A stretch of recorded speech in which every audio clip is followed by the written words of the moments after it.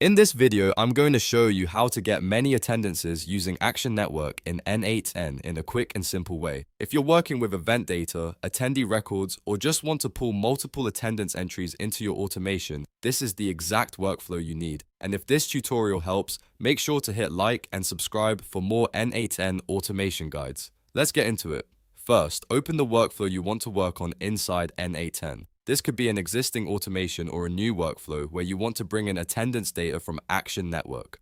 Once your workflow is open, you're ready to add the right node.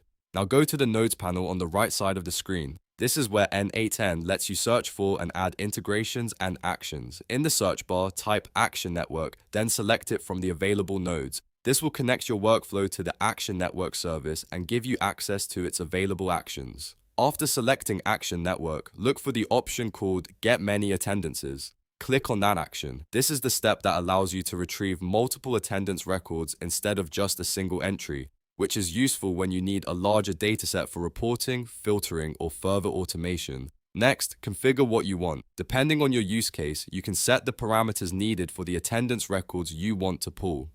Make sure the settings match the data you're trying to retrieve so the workflow returns the right results. This is where you tailor the node to your specific automation needs. Once everything is configured, your node is ready to use. At this point, you can continue building out the rest of your workflow, connect the output to the next step, and run a test to make sure the attendance data is coming through correctly. And that's it.